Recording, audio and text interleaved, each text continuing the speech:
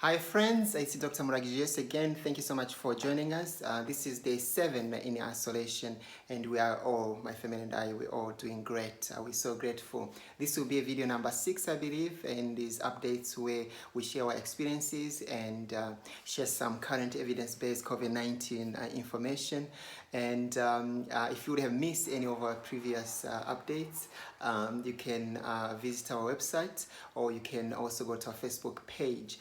Specifically, if you would have missed yesterday where we talked about modifiable risk factors that we can do something about, and those non-communicable diseases, or those lifestyle diseases that we mentioned yesterday, that basically put you vulnerable to severe COVID-19 disease if you happen to get it.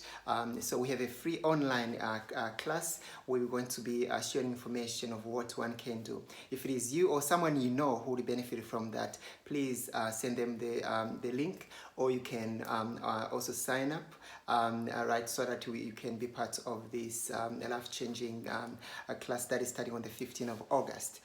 So there might be a link here, or you can go to our website as well. So today I thought we'll be talking about why this SARS-CoV-2 becoming so difficult to contain.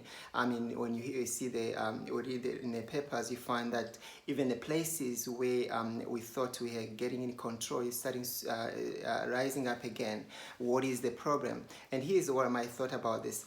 When you talk about the differences, by the way, whether regardless way we believe the SARS came, we believe this COVID-19 came from, we all believe that is here, and it is affecting people. It is affecting everyone for that matter in one way or another. And the problem is, why is it different from other coronaviruses before? Why is it different, for example, from SARS and MERS that happened before? Talk about MERS, for example. MERS had a relatively low basic reproduction number. So the basic reproduction number is basically a measure of how contagious a pathogen is. And more specifically, it gives you an indication how an infected person is going to be able to transmit the disease to others, to other people that are susceptible. So for example, MERS, its basic reproduction number was 1. That is, if one has contracted MERS, it was just going to be to transfer to another person. You can imagine how easy such a disease is, easy to be contained. Now, talking about SARS and COVID-19, however, their basic reproduction number is 2 and even more. That is, one person get affected and then become 2, and then 4, and 8, and then 16, and so on. That's one of the way also we having a difficulty of just containing it. Now, talk about SARS and COVID-19 SARS and COVID-19. The other issue is the SARS-CoV-2 is able to attach to the lower respiratory tract receptors more than SARS did, and also the SARS-CoV-2 replicates better in our upper airways as well. Having said that, that is not the only major reason I believe we cannot contain it. The major reason why it's difficult to be contained, the primary major reason why even at the beginning of this pandemic, where we were able to have so many number of people affected, it is not how it is not how contagious it is. It is rather when it is contagious. Let me explain. For any pathogen, for any microbes that matter to cause this havoc, to cause a pandemic like this pandemic or previous pandemics, it has to have 3 characteristics. Number 1, it is new. It has to be new. No one knows about it, but our bodies specifically don't know about it. That is, we don't have a pre-existing immune system to be able to fight back. Number 2, it goes it transmits infection via the respiratory system. That is, we have to breathe. No one can stop breathing, right? And number 3, which is also very, very important, is someone who has it can transmit easy without even showing any symptoms. That's basically the problem. When you see all the previous pandemic or the flu-like pandemic happens, they met all these characteristics.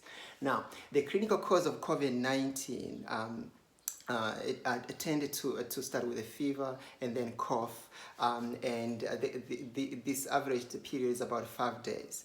But that 5 days, that means almost a week you've been infected, and you're potentially infectious and you don't know it. And that's what happened to. I didn't even know that I had it. And even after 5 days a week now, even more than 7 days now, I don't have any symptoms. I don't think necessarily I'm going to develop those things. So you may be infectious, not even knowing it. Basically, now the incubation period, that is in the period that you are able to get a virus. You are susceptible to get this virus till to the moment you can be able to show symptoms. That's why it was in 5 days. But now we also know about 97.5% of patients basically who get the symptoms. The symptoms start between 5 and 12 days. That is why previously it is not been said that the quarantine have to be up to 14 days.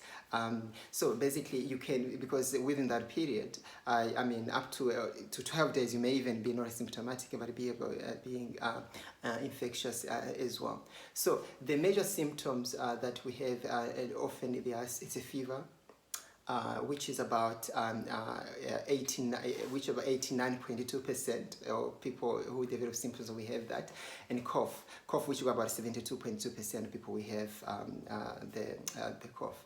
Having said that, other symptom that is very important to note is the shortness of breath. Now, shortness of breath is also severe indication of how COVID-19 disease is going to be, and also you have 6 times to end up intubated in the ICU when you have the shortness of breath. That is why if you have shortness of breath, don't delay. Be able to see these symptoms and alert to seek for medical attention so that they can mitigate the risk as soon as possible. So those are the main reasons why, and then that's why I believe that wearing a face mask can help preventing infecting others because you may be carrying it and you don't know it. So let's be responsible and let's do what is right to be able to keep everyone safe. Until then, thank you so much, and please do sign up if you would like that, and also you can check the references below or in the links below so that you can learn more about this pandemic. But stay safe, and we can do this. We can all fight this disease by doing what is right, by changing our risk factors, and by protecting, doing all the washing our hands for 20 seconds with the water and soap, using hand sanitizer, the one that have about 6 to 7% of alcohol. You know all those things. So simple, but they can make a difference. Thank you so much.